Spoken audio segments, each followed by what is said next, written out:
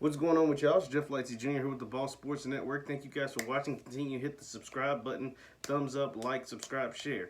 Now, I'm here today to talk about, let's just call it what it is. I mean, he's almost like a hero. Kenny Stills. So Kenny Stills, the wide receiver of the Houston Texans, was arrested with 86 other people in Louisville, Kentucky, as they demanded justice for the killing of Breonna Taylor. And Kenny Stills, quietly, over the last several years, has been one of the most outspoken and least represented in the media as far as getting media coverage players in the NFL as far as fighting for social justice. Now, you know, there's a lot of guys who say, yes, we need to do this and we need to do that and social justice, Black Lives Matter, rah, rah, rah, and do all of these things, but they don't actually put in the work, right? Or they make a big bunch of headlines, a big bunch of posts to do this and do that and calling people out and do whatever to try to get media attention, but they're not actually putting in what's called the legwork, right? Whereas Kenny Stills, he doesn't make a bunch of social media posts. He doesn't ask for a bunch of attention. He just goes out and does the work, right? He just does it. He was one of the first supporters outside of the San Francisco 49ers, outside of players from that team back in 2016 to support Colin Kaepernick. Since then, he has called out several people in the media, or several people that have fought against the black people's rights. He's called them out. He has done ground level work with several organizations since 2016. That's at least that I can find, you know?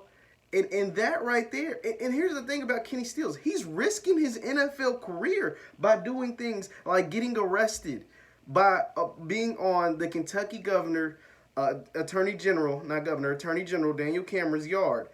Now, give you some background information, Breonna Taylor, if you've been living under a rock, Breonna Taylor was killed by the Louisville Metro Police Department. They issued a no-knock warrant. They were looking for a guy that they thought lived at her building or her apartment. He wasn't there. Her and her boyfriend went in there asleep. They busted through their doors. The boyfriend shot at the police because he thought that they were intruders. They were in plain clothes with no body cameras. Plain clothes, plain cars, no body camera. Looking for a guy that was already in custody at the wrong place, at the wrong apartment.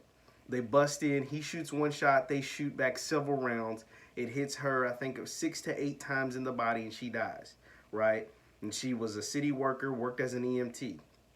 This happened in March. The 3 officers that executed this no-knock warrant for a guy that was already in custody are still police officers and have not been arrested. So since then, this ground-swelling support of Breonna Taylor and her family has been, the pressure has been put on the Attorney General, Daniel Cameron of Kentucky, to arrest the officers that killed Breonna Taylor. So there's the background story. So a group of people, of over 100 people in Louisville, people from everywhere, came to Louisville to protest at Daniel Cameron's front door. They went to his house and they protested in his front yard, and 87 people were arrested. And one of those people were Kenny Stills.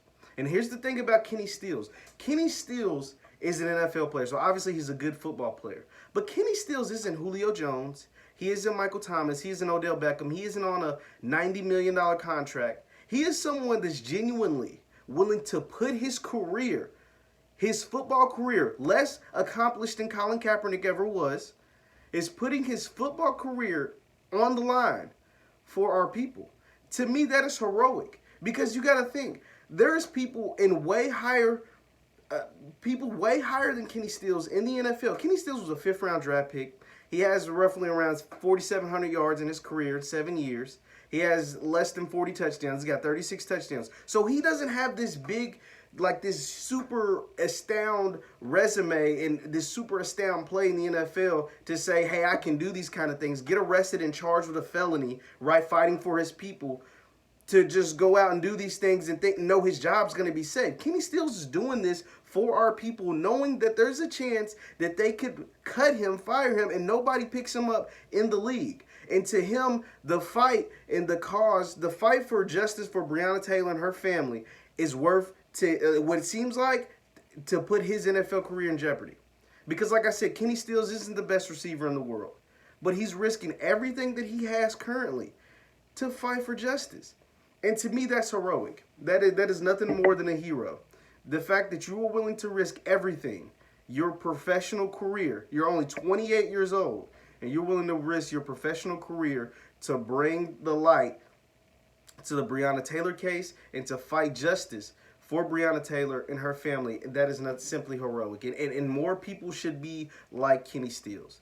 And that is just simply, and you get a lot of these NFL players, these NBA players that talk a big game, that go out and do small protests. But the number one story in the NFL, there's two big stories. There was Dak Prescott not getting a contract, and the fact that Kenny Stills was arrested in Louisville. And that's how big a deal this has been. And once again, Kenny Stills isn't a quarterback. He isn't an all-world receiver. He's a good pro player, but it's willing to put his career on the line. And I can't do anything but clap it up for Mr. Kenny Stills and call him a hero and challenge more NFL players to be like Kenny Stills. You let me know what you think. Was what Kenny Stills did heroic to you in your eyes? Because I definitely believe Kenny Stills needs to be recognized as a hero, as he supported Colin Kaepernick through and through. You know, the same guy that the NFL came out and apologized indirectly to for fighting for our justice, you know, social justice and our people. And Kenny Stills has been on the right side of history for a very long time. And so I applaud Mr. Kenny Stills, and you're nothing more than a hero to me. Once again, my name is Jeff Lightsy Jr. with the Ball Sports Network. Thank you guys for watching. Continue to hit the thumbs up button, like, and subscribe. We'll see you next time.